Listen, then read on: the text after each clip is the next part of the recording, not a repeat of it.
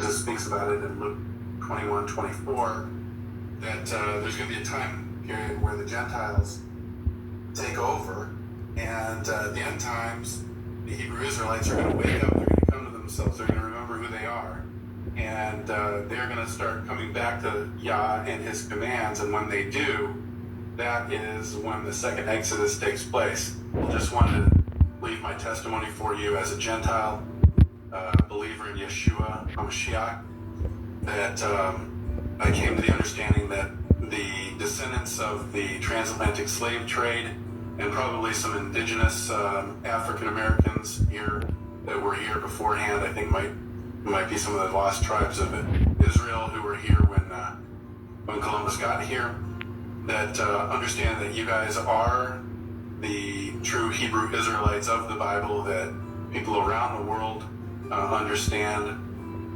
as descendants of Abraham, Isaac, and Jacob. My testimony is about 3 years ago in December, I was reading the book of Revelation.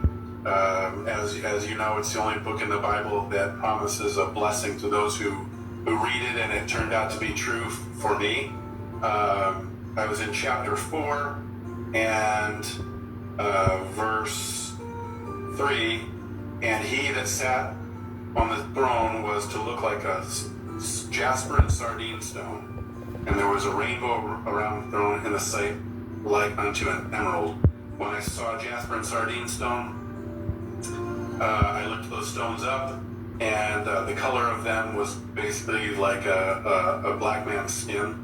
And then I turned back thinking of what Revelation 13 and 14, 1, 13 and 14 say. His head and hair were like wool.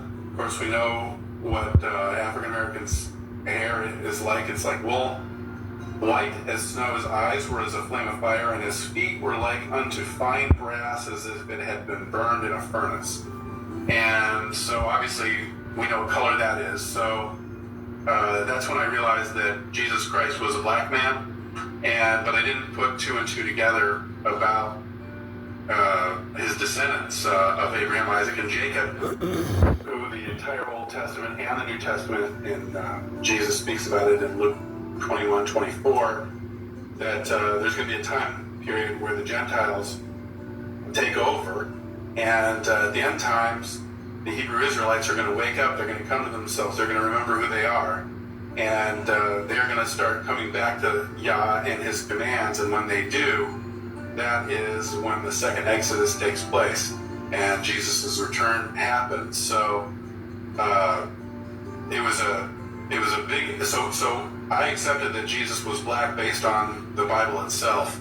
And a little more about my story. I went to a fair, and recently after discovering this, and there was some IUIC gentlemen there in the purple and gold, and I almost had an opportunity to go up to him and say, I believe Jesus is black too. I didn't get the chance to speak to them, but I got home and I just looked up on YouTube, gold and purple, black Hebrews, and found somebody. I got his number, I called him, because I wanted to fellowship with a Hebrew Israelite, and that was when I learned about the camp doctrine of white people can't be saved. It didn't deter me at all. In fact, later on, listening to some Hebrew Israelite teachers, I think Apostle Curtis Lewis brought this up, that Jesus himself said that many will be offended when they come to the realization their identity has been stolen from them. So I don't blame them at all. I think the teaching is wrong that Gentiles can't be saved, but I also think the teaching is wrong that it doesn't matter who the Hebrew Israelites are, it doesn't matter what color Jesus Christ's skin is, because it also says that in those later days, and in that day and at that time, that people are going to see the descendants of Abraham, Isaac, and Jacob and know who they are based on their appearance. And many will come to the Jews and will say, I hear Yah is with you, and there will be 10 Gentiles to every one Jew who will grab the hem. And as we kind of enter into these times, understanding who the real Israelites are, I think it's more important than ever that Gentiles accept God's chosen people who were the Israelites and that we got grafted in because of their unbelief, but don't boast against the natural branches.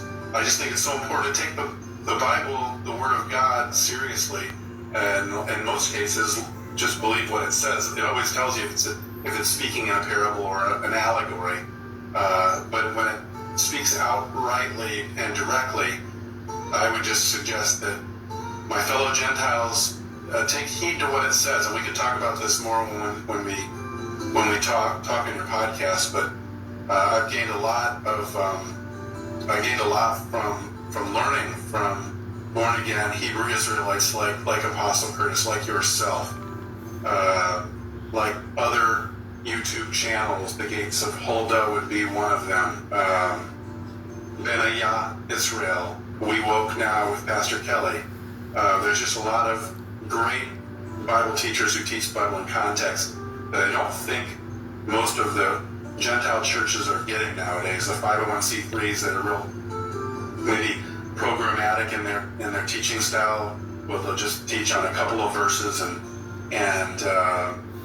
tell personal stories rather than really digging into the Bible. That's what does it say about the Hebrew Israelites, the descendants of Abraham, Isaac, and Jacob in the last days? What is the plan of redemption? Starts making sense of a lot of verses that we can talk about when I'm with you. But that's my testimony. I hope it helps, especially my fellow Gentiles, to understand that Israel matters. When you bless Israel, you are blessed. And so I just want to say, bless Israel, and we'll talk soon. Bye. All praises to the Most High Yah.